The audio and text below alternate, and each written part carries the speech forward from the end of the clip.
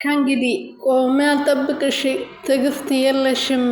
አንቺን ለማፍቀር አንቺን የራሴ ለማድረግ ብዙ ሙከራዎችን አድርጌ ነበረ፣ ግን አንቺ ትዕግስት የለሽም። ከዚህ በኋላ ደግሞ ትዕግስት ስለሌለሽ የራሴን አፍቃሪ አግኝቻለሁ።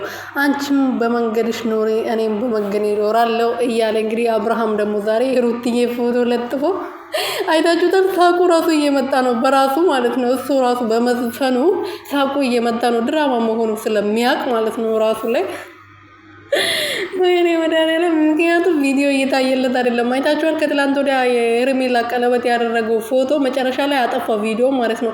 27,000 ነው 30 ምናምን ሺህ ነበር የታየው። ሌላ ጊዜ 300፣ 400፣ 500 ሺህ 1 ሚሊዮን የሚታየው ቪዲዮ ማለት ነው። እና እንዲታይለት ብሎ ነው የሩትዬ ፎቶ ለጥፎ የመጣው ማለት ነው። ይሄ ይግባችሁ፣ ይሄ ይግባችሁ የሄርሜላ ደጋፊ ነኝ ተብዬዎቹ ማለት ነው። ማትረቡ ሰላም ሰላም ቤተሰብ እንዴት ናችሁ? ደህና ናቸው ወይ? እኔ ያለው እግዚአብሔር ይመስገን። ዛሬ ደግሞ አብርሃም በሳቅ እየገደለኝ ነው ማለት ነው። ቪዲዮ አልታይለት ስለው እንግዲህ የቲክቶክ ቪዲዮ የለቀቀው አልታይም ብሎ ቀዝቀዝ ውሃ ሲሆንበት የሩትዬ ፎቶ እየጨመረ ወይም ደግሞ ለሩትዬ ፎቶ እየለጠፈ እየዘፈነ ይገኛል ማለት ነው። ገና ነው ዩቱብ ላይ ደግሞ ማለት ነው። ወይኔ እናቴ አራዛቀኝ የምር ማለት ነው። ገና ዋጋን አገኘው ማለት ነው። እና የእሷ ትርጉም ገና ነው የሚገባክ።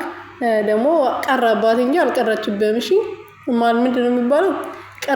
ቀረችብክ እንጂ አልቀረባትም። እና አንተ ከአንተ የተሻለ ነው እንጂ የምታገኘው። አሁን ቀረውብሽ ምናምን ምናምን ይላል ደግሞ። አያፍርም እንደ እሱም። ምን አይነቱ ማፈሪያ ነው በመድኃኒዓለም ስም።